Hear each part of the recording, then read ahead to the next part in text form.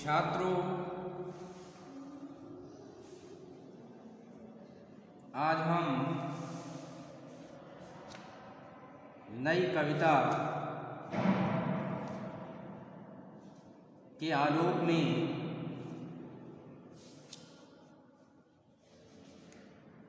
गजानन माधव मुक्तिबोध के काव्य की चर्चा करेंगे।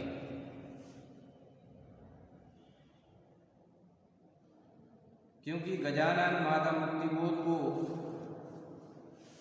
नई कविता के मसीहा के रूप में जाना जाता है।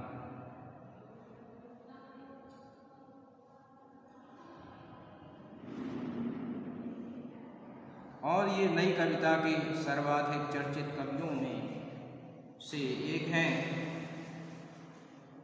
आपकी कविताओं में संघर्ष, टूटन, घुटन, अकेलापन,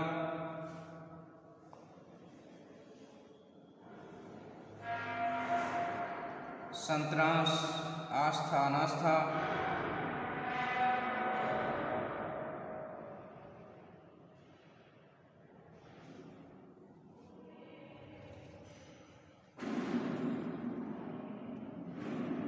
जैसे अनेक स्वर मुखरित हुए हैं, तो उन्हीं कुछ स्वरों में से कुछ महत्वपूर्ण समझे आने वाले स्वरों को हम यहाँ प्रस्तुत करते हैं।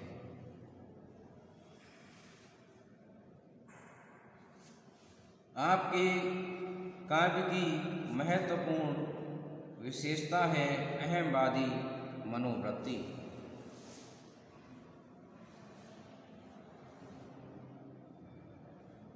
संघर्षपूर्ण, अतिव्यस्त और कोलाहल से युक्त आज का मनुष्य मशीनों की आवाज में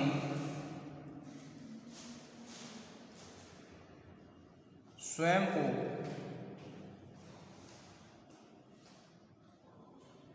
खोता हुआ पाता है।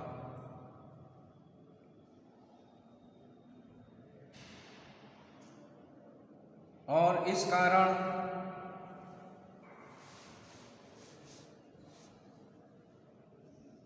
अपनी अस्मिता और अपने अस्तित्व के प्रति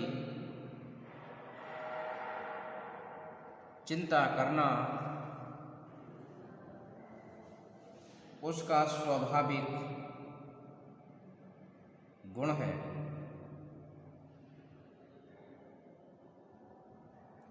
मुक्तिबोध की कविता अंधेरे में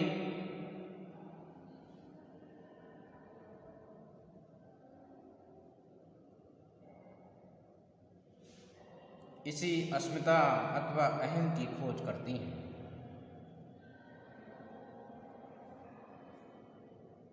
जब आप लिखते हैं कि इसीलिए मैं हर गली में और हर सड़क पर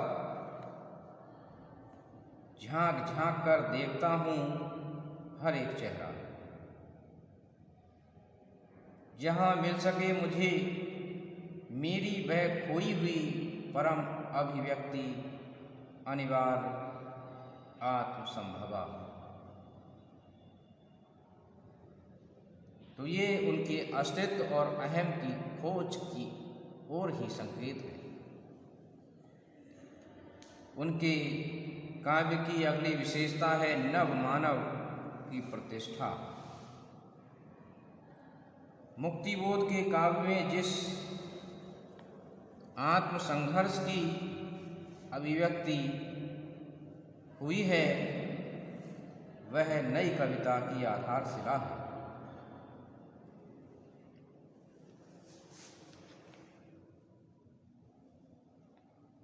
आत्मचेतस और विश्वचेतस का जो सामंजस्य मुक्तिबोध ने अपने काव्य में किया है, वही नई कविता के लिए नवीन द्वार खोलता है।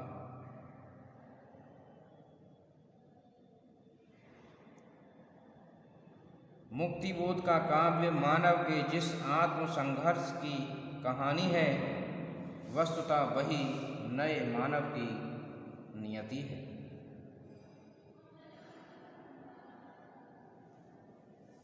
मुक्तिबोध ने जिन सामान्य चरित्रों का चित्रण किया, प्रारंभ में किया, वह आज तक चला आ रहा है कि नहीं होती कहीं भी खत्म, कविता नहीं होती, वह आवेग त्वरित काल यात्री है। तो इस प्रकार से उनके काव्य में ये छटपटाहट देखी जा सकती है। उसके बाद हम सामाजिक यथार्थ की यदि बात करें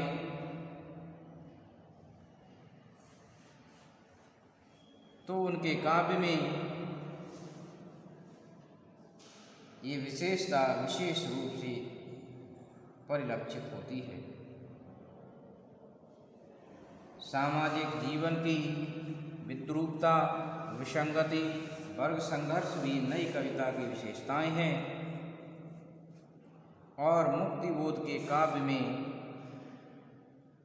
इनकी झलक आसानी से देखी जा सकती है। व्यंग और विद्रूप के वर्णन कहीं कहीं तो कवि कटु यथार्थवादी हो गया है। वास्तव में मुक्तिबोध को कटु यथार्थ का बड़ा सूक्ष्म ज्ञान है, क्योंकि वे उस जीवन के सन्निकट रहे। आप लिखते हैं कि अंधियारी गलियों में घूमता हूँ,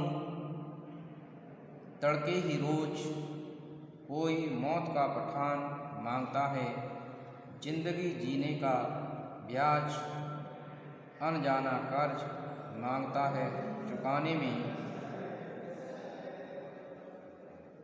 प्राणों का मांस।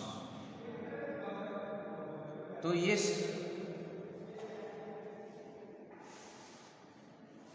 संतरास को कवि ने प्रस्तुत किया है। नवीन जीवन मूल्य की यदि बात करें तो उनकी कविताओं में इनकी स्थापना को देखा जा सकता है।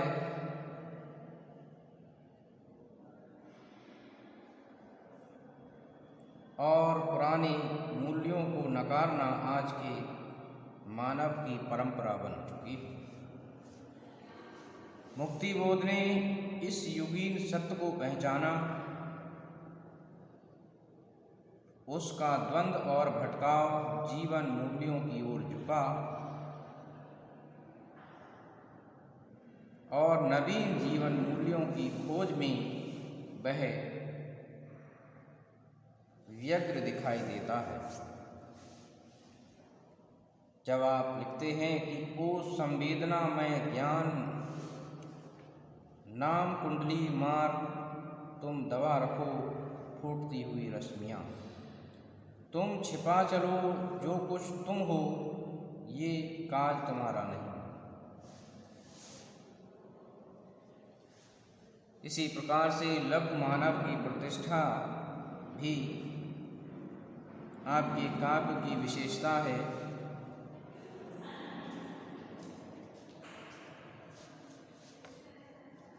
वे एक ऐसे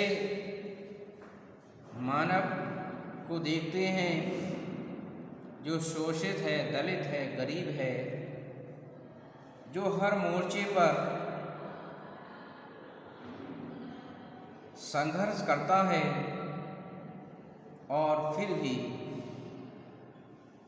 वह असफल होता है,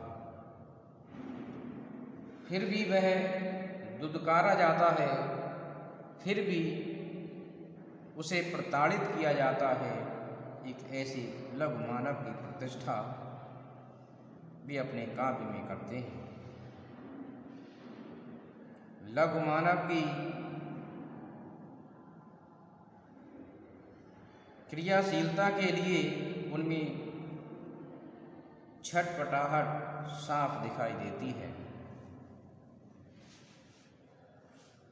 जब आप लिखते हैं कि खोजता पहाड़ पठार समुंदर, जहाँ मिल सके मुझे मेरी वह खोई हुई परम अभिव्यक्ति अनिवार्य आत्म संभवा। इसी प्रकार से आपके काव्य में वेदना और संतरास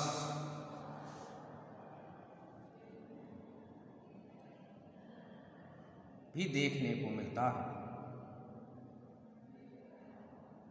और ये नई कविता की प्रमुख विशेषताएं हैं: वर्तमान परिवेश जन अभाव, षड्यंत्र, कुंठा, तनाव, घुटन। आज ने एक ओर संतरास को घनीभूत किया है तो दूसरी ओर विरोध भावना को बढ़ाया है। मुक्तिबोध ने अपने काव्य में वेदना और संतरास दोनों को ही स्थान दिया है। इसी प्रकार से अभिव्यक्ति में नवीनता को यदि देखें तो अभिव्यक्ति के क्षेत्र में वस्तु तत्व के साथ कथ्य शैली में जो नयापन मुक्तिबोध में देखने को मिलता है, वहीं से नई कविता की नई पद्धति का शुभारंभ होता है। इसी प्रकार से सर्वहारा वर्ग के प्रति प्रेम उनका देखा जा सकता है जब आप लिखते हैं कि मंदिर के चबूतरे पर बैठकर जब कभी देखता हूँ तुमको, मुझे याद आते हैं मेरे लोग। तो ये सर्वहारा वर्ग के प्रति उनकी चिंता और उनका प्रेम देखा जा सकता है। इस प्रकार से यदि हम निष्कर्ष रूप में कहें तो कहा जा सकता है कि मुक्तिबोध नई कविता के मसीहा हैं और उनकी काव्य की विशेषताएं ही नई कविता की विशेषताएं हैं। तो भला नई कविता की विशेषताएं उनके काव्य में क्यों नहीं मिलेंगी? तो मैं समझता हूँ आपने इस विषय को समझा होगा। धन्यवाद।